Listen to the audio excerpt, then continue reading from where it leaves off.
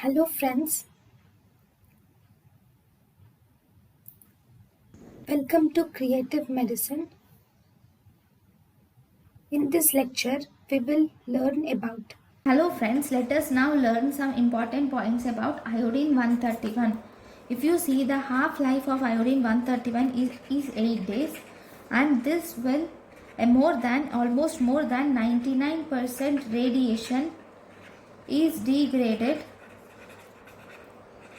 in 56 days.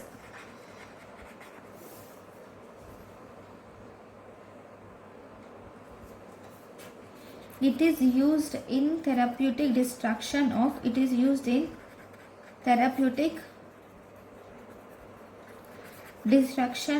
overactive